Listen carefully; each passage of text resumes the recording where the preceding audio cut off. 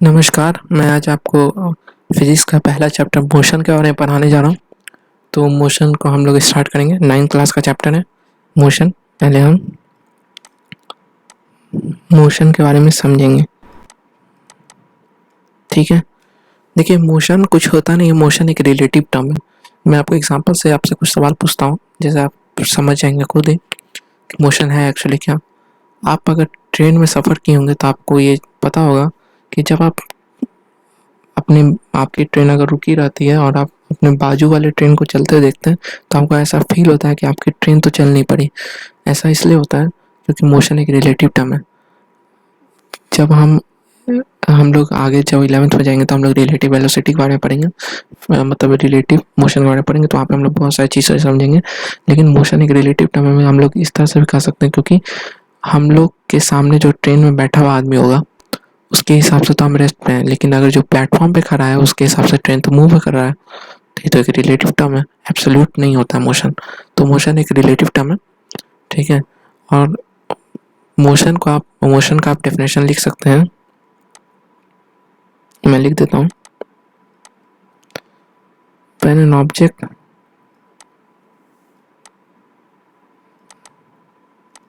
changes its position with respect to time, it is called in motion। अगर कोई object अपना position time के respect में change करता है तो हम लोग इसको मोशन कहते हैं। तो मैं आपको इस तरह से समझाता हूँ, जैसे मान लीजिए कि आप कोई एक लड़का है तो यहाँ पे खड़ा है, तो अगर अभी टाइम हो रहा है 9 बज रहा है, ठीक है, और ये 9 बज रहा है तो अभी यहीं पे है। और अगर कुछ देर बाद आफ्टर 5 मिनट्स अगर ये यहाँ पे आ जाता है,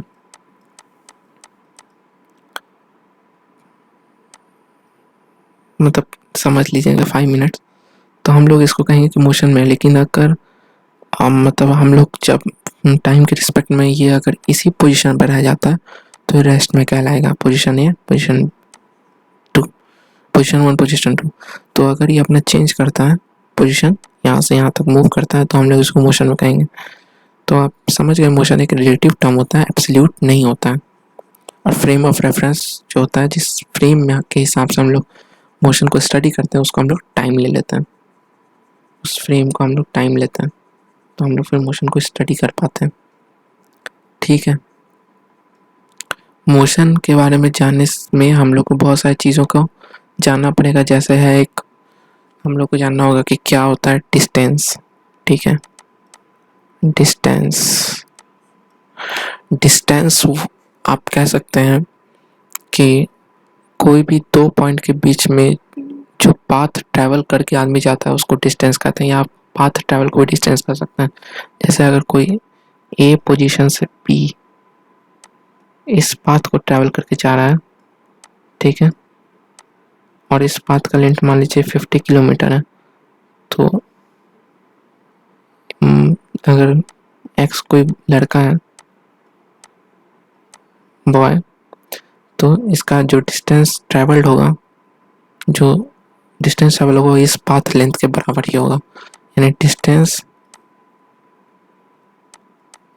क्या हो जाएगा, 50 किलोमीटर, ठीक है। तो डिस्टेंस आप समझ गए कि कुछ नहीं होता है, पाथ लेंथ ही होता है, ठीक है। डिस्टेंस हम समझ चुके हैं। डिस्टेंस के बारे में हम जानेंगे कि डिस्टेंस और क्या क्या चीज़ हम लोग कह सकते हैं। तो हम लिखेंगे path length, path length covered, ठीक है। दूसरा हम लिखेंगे कि इसका यूनिट लिखेंगे, यूनिट होता है मीटर, सेंटीमीटर, मिलीमीटर, बहुत सारी चीज़ें हैं, आप जानते ही हैं। कुछ भी लिख सकते हैं इसमें, आप किलोमीटर भी लिख सकते हैं, फुट भी लिख सकते हैं, तो ये और लेकिन ऐसा यूनिट अगर हम लिखेंगे तो ये होता है मीटर। और हम डिस्टेंस के बारे में क्या लिख सकते हैं, स्केलर क्वांटिटी होता है, स्केलर क्वांटिटी अभी आप लिख लें, मैं आपको स्केलर क्वांटिटी समझा दूंगा इसके जस्ट बाद ही। तो डिस्टेंस के बारे में इतनी सारी चीज़ें हम लोग लिख सकते हैं, ठीक है। अब मैं समझा देता हूँ कि स्केलर क्वांटिटी होता क्या है।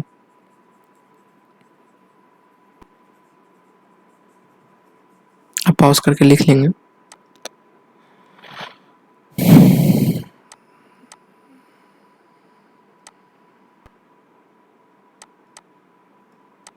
स्केलर क्वांटिटी को आप यूँ समझे कि अगर मैंने आपसे कहा है कि आप 5 किलो आटा लेके आ जाएं, ठीक है, और उसी के साथ मैंने आपको कहा है कि कुछ लोग आ गए हैं तो आप 2 किलो और आटा लेके आ जाओ, तो आप इन दोनों को जोड़ सकते हैं।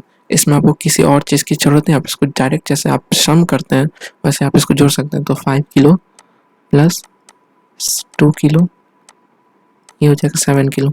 लेकिन अगर मैंने आपको कहा है कि 5 मीटर आप ईस्ट में गए, 4 मीटर आप नॉर्थ, नहीं सॉरी, 3 मीटर आप ईस्ट में गए, 4 मीटर आप नॉर्थ में गए। अब आप हमको ये बताइए कि आप टोटल कितना चले, तो आप इसको जोड़ के बता सकते हैं 7 मीटर, ठीक है।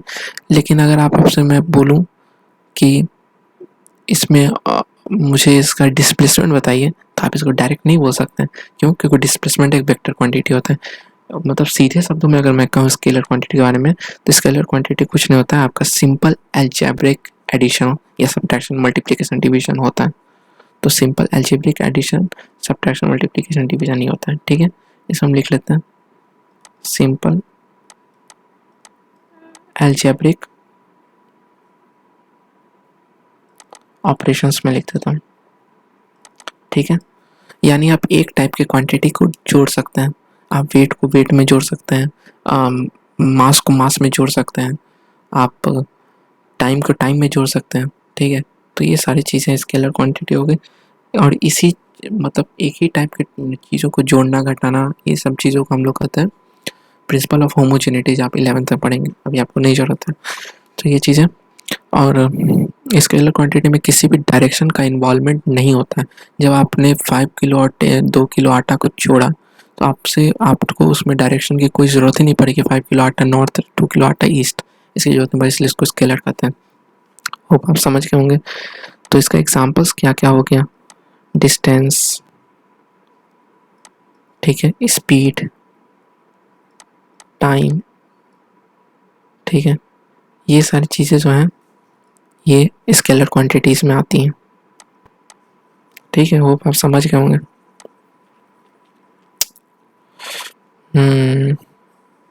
अब मैं डिस्प्लेसमेंट को डिफाइन करूँगा। एक सेकंड मैं देख लेता हूँ पहले कि रिकॉर्डिंग हो रही है। हाँ ठीक है, वो मैं बहुत पहले से ट्राई कर रहा हूँ, करीब 1 घंटा हो गया, लेकिन बार बार किसी मिस्टेक के चलते रिकॉर्डिंग नहीं हो पाती, तो बार बार मुझे मेहनत करना पड़ता है।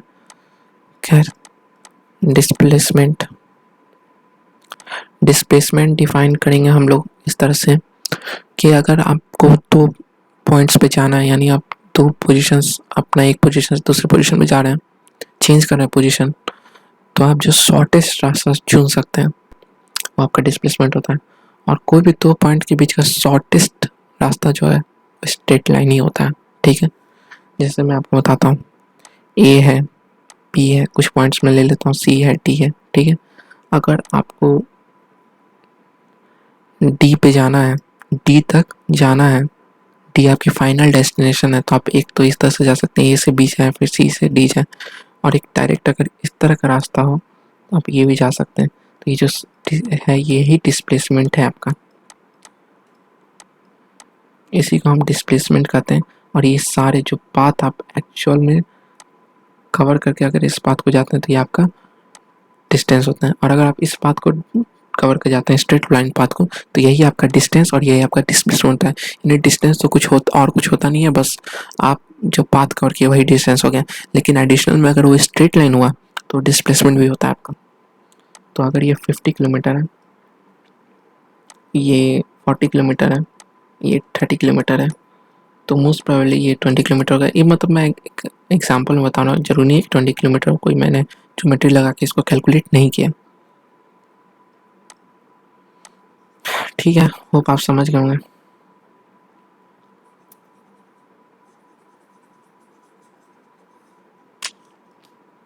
ठीक है, इसका हम यूनिट लिख लेते हैं।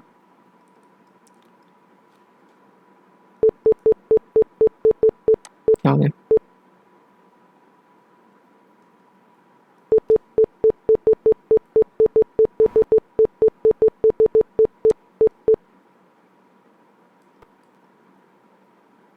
एक सेकेंड, कुछ मिस्टेक हो गया लगता है।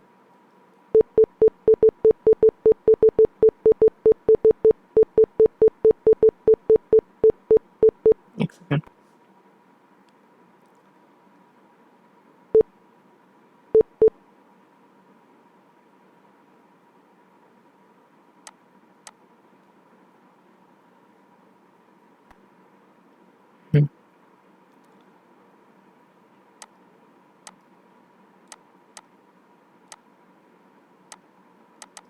ठीक है,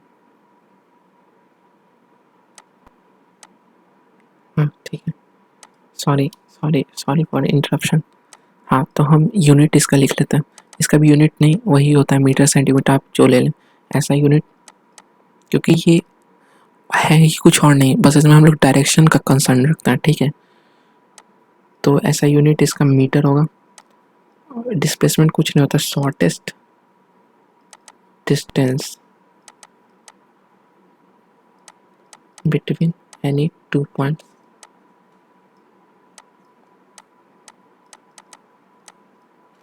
ये पाथ इंडिपेंडेंट होता है।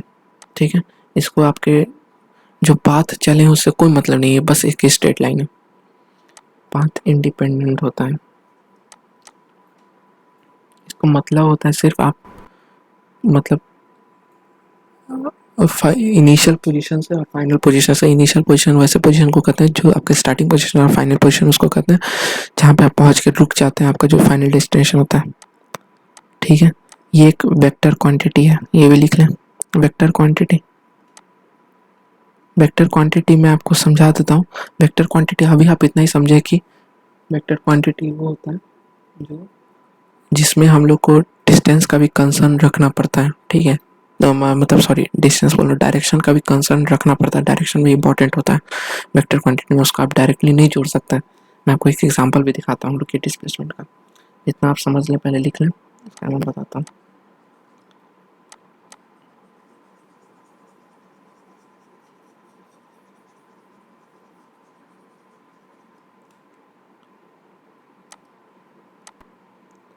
देखिए, अगर आप ऐसे चल रहे हैं और फिर आप ऐसे चल रहे हैं, यानी यहाँ पे आप अगर बार बार, ये क्या हो जा रहा है?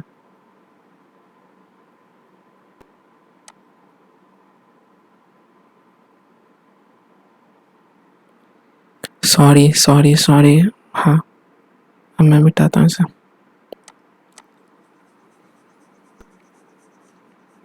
सॉरी, बहुत बहुत सॉरी, ये बार बार गड़बड़ हो जाता है कुछ ना कुछ। अभी नया नया है तो मुझे आया भी नहीं, मेरा पहला ही वीडियो है ये। सो अब हम लोग कहाँ थे? हाँ, मैं आपको दिखाता हूँ। ये अगर 3 मीटर आपने चला है, ठीक है, ये बहुत आइडियल सा केस होता है, आपको हर जगह यही बताया जाएगा। फिर आप बहुत सारी चीज़ जानेंगे, बहुत कुछ है आपको, मैं जब काइनेमेटिक्स पढ़ाऊँगा तो बहुत सारी चीज़ें। 5 मीटर है। हाँ, तो इसमें आप देखें कि इसमें आपको ये भी डिफाइन करना पड़ता है कि आपका डायरेक्शन क्या था। ठीक है, ये तो चलिए आपको ये तो पता ही होगा कि ये नॉर्थ होता है, ये ईस्ट होता है, ये वेस्ट होता है, नहीं ये साउथ होता है, ये वेस्ट होता है। हाँ, तो आप देखिए 3 metre north, 3 metre north, 4 metre, 3 metre east, 3 metre east, 4 metre north. ठीक है, और आपका इनिशियल पोजीशन ये हो गया और फाइनल पोजीशन ये हो गया। तो आपका डिस्प्लेसमेंट, अगर आपसे कोई डिस्टेंस पूछे, अगर आप ये पाथ चल के गए हैं, ठीक है, यहाँ तक पहुँचने में ए से शुरू किया, सी तक पहुँचे हैं ये पाथ चल के, तो आपका डिस्टेंस अगर कोई पूछेगा तो आपका डिस्टेंस क्या हो जाएगा? बस जोड़ देना है, कुछ नहीं है। 4 मीटर प्लस 3 मीटर, 7 मीटर। लेकिन अगर आपका डिस्प्लेसमेंट पूछेगा तो आपको मैंने बताया इनिशियल पोजीशन और फाइनल पोजीशन में एक स्ट्रेट लाइन जोड़ दीजिए, ठीक है। और इनिशियल पोजीशन और फाइनल पोजीशन में जब आपने स्ट्रेट लाइन जोड़ दिया तो इसका डायरेक्शन क्या है, फाइनल पोजीशन की तरफ है, ठीक है। और हम लोग इसमें ऐसे मतलब वेक्टर्स में डायरेक्शन को हम लोग एंगल्स के फॉर्म में बताते हैं।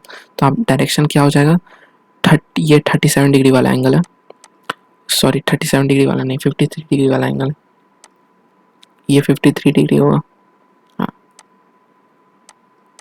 हाँ, तो डायरेक्शन अगर हम लोग से कोई पूछे कि डायरेक्शन क्या है हमारा, तो है 53 degree 50 degree north of east, हाँ 50 degree north of east, 53 degree north of east, तो ये हमारा डायरेक्शन है, ठीक है। ये कुछ नहीं था, आपको पाइथागोरस थ्योरम पता ही होगा, तो ये 90 डिग्री है, तो आप इसको डायरेक्ट पाइथागोरस थ्योरम लगा के ये 5 मीटर डिराइव कर लेंगे। कैसे, अगर मैं ए सी की बात करूँ तो ये आपका √3² प्लस 4² होगा, यानी √25, और ये आपका 5 मीटर आ जाएगा। कुछ नहीं था इसमें। अभी बेसिक से आपको मैं धीरे धीरे सब चीज़ समझाऊंगा। आपको कोई डाउट हो तो आप उसमें कमेंट बॉक्स में लिख सकते हैं, ठीक है।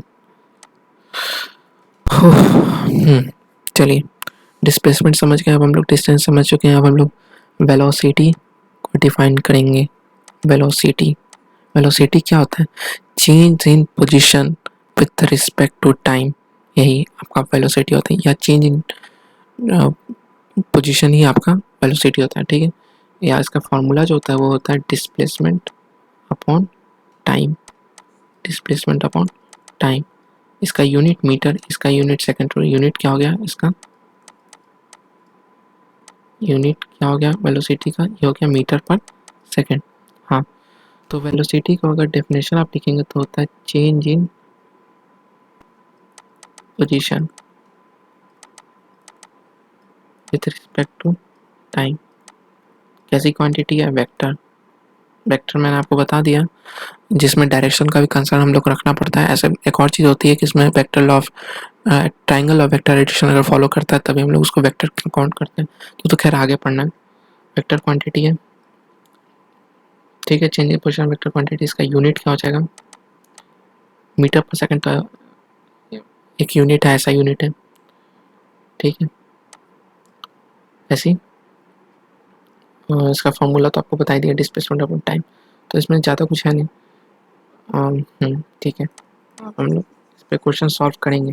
एक स्पीड को भी डिफाइन कर लेते हैं हम लोग।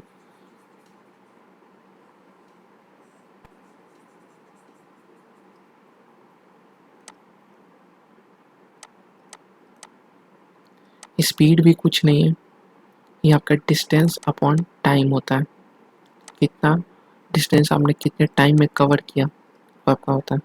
ये मीटर पर सेकंड ही होती है इसकी यूनिट, ठीक है। और स्केलर क्वांटिटी होता है, स्केलर क्वांटिटी, और क्या छूट रहा भी है, नहीं तो कुछ नहीं छूट रहा, ठीक है। ये सारी चीज़ें थी, 3-4 टर्म्स हम लोग को जानना जरूर था मोशन के बारे में पढ़ने में। मोशन और रेस्ट भी होता है, रेस्ट कुछ नहीं होता है, अगर कोई पोजीशन चेंज नहीं कर रहा तो रेस्ट है। रेस्ट में उस ऑब्जेक्ट को हम लोग रेस्ट में कहेंगे विथ रिस्पेक्ट टू टाइम, या आप जो फ्रेम ऑफ रेफरेंस ले लें उसके हिसाब से, ठीक है। स्पीड कुछ नहीं होता, रेट मतलब स्पीड और वेलोसिटी सेम ही चीज़ है, लेकिन रेट है कि अपने पोजीशन को किस रेट से चेंज कर रहे हैं। फॉर एग्जांपल अगर आप 1 सेकंड में 5 मीटर चेंज कर रहे हैं, अपना 5 मीटर चलते जा रहे हैं, तो इसका स्पीड 5 मीटर पर सेकंड हो गया।